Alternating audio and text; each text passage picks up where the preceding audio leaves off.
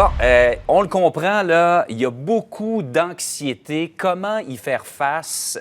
Peut-être en premier face aux enfants, qui sont peut-être les plus faciles à impressionner avec une situation comme celle-là. Comment on discute avec nos enfants de la COVID-19 et de ce qui se passe présentement?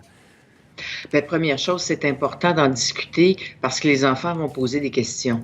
Puis là, je vous dirais, ça dépend beaucoup de l'âge de l'enfant parce qu'un enfant de 6 ans ne posera pas les mêmes questions qu'un enfant de 9 ans ou 10 ans ou qu'un adolescent de 12 ou 13 ans.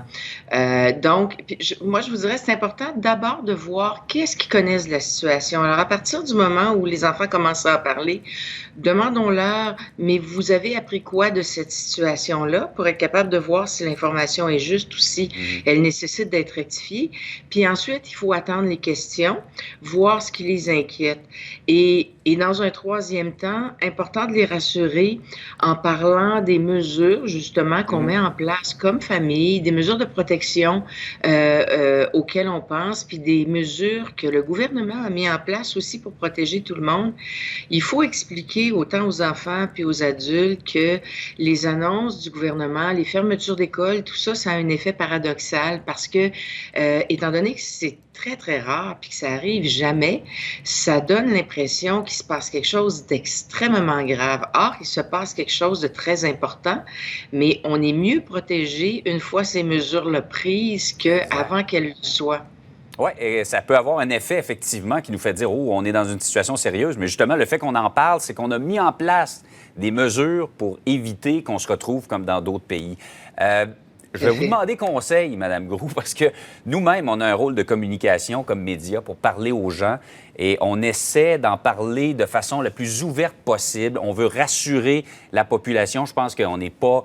On appelle ça une crise, mais on la traverse tous ensemble. On met des mesures en place pour justement éviter que la situation ne dégénère. Mais comment est-ce qu'on peut aider les gens qui sont autour de nous, qui sont anxieux présentement, qui ont vraiment peur que la situation ne dégénère? Comment est-ce qu'on peut rassurer ces gens-là?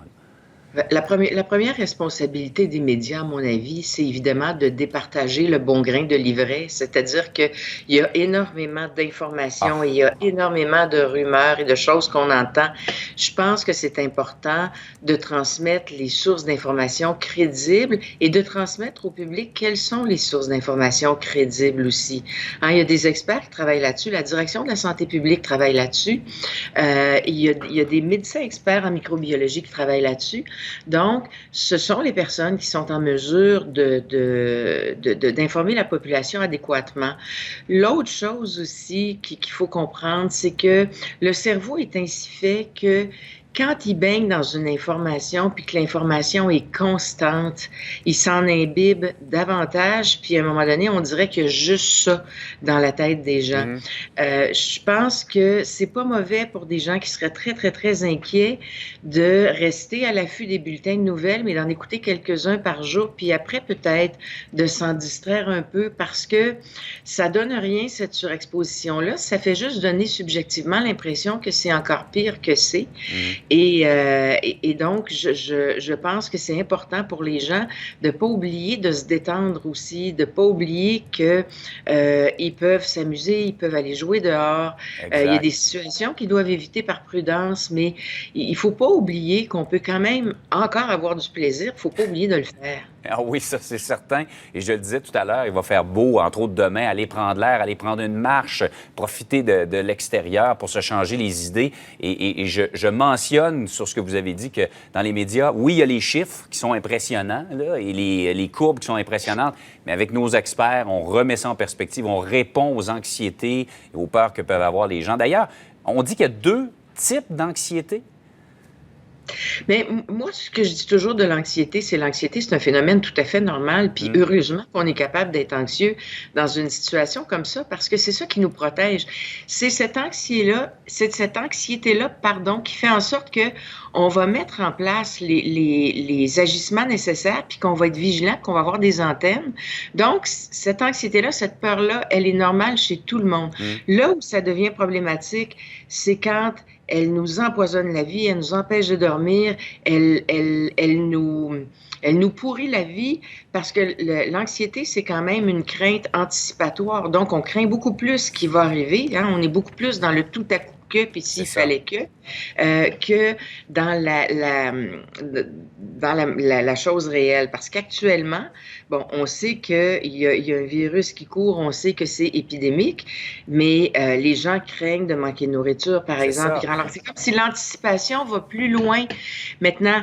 Donc, une sorte d'hyper-vigilance, quoi, parce que ça nous ramène là, à ces tablettes vides, à ces bousculades à l'entrée des succursales Costco qui nous dépassent complètement. C'est quoi ce besoin-là, alors qu'on le répète, et je le répète pour une xème fois, il n'y a pas de pénurie. Le premier ministre l'a dit hier, il n'y a pas de pénurie à l'horizon. Stockez pas pour des mois, là, ça donne rien. Mais qu'est-ce qu'il faut voir, Mme Groulx, là-dedans?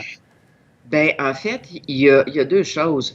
Premièrement, la peur rend irrationnel. Tu sais, avoir peur, ça nous permet de nous défendre, mais avoir trop peur, ça nous empêche de réfléchir. Puis des fois, ça peut nous empêcher de croire ce qu'on entend ou de croire certaines paroles rassurantes. Maintenant, il y a un autre phénomène actuellement qui est en train de se passer, c'est le phénomène de masse, c'est le comportement de la masse. Quand on est dans une ville et qu'on voit tout le monde autour de soi aller vider l'épicerie puis faire du stockage, justement, de denrées, bien, à un moment donné, on finit par avoir l'impression subjective qu'on est le seul individu vulnérable si on le fait pas. Ouais. Alors donc, et là, c'est comme si tout le monde autour de nous a tout ce qu'il faut parce qu'ils ont stocké, puis nous, on ne l'a pas fait. Alors, il y a un phénomène d'entraînement qui est aussi un phénomène... C'est fascinant, Mme Groulx, je m'excuse de vous interrompre, parce que cette semaine, le fameux phénomène du papier hygiénique qui n'a aucun fondement, parce qu'on en a des réserves, il n'y a pas de pénurie. J'ai entendu quelqu'un qui disait « Moi, j'en achète parce que les autres en achètent ». Alors, ça rejoint exactement ce que vous venez de me dire. Oui. Puis, je pense que je ne rentrerai pas dans la symbolique du papier hygiénique parce que ça pourrait vous faire sourire, okay. Mais c'est pas inintéressant que ce soit ça qui soit ciblé, entre autres choses. Mais bon, ça, c'est un autre chapitre. Dr Groulx, merci beaucoup. C'est vraiment fascinant.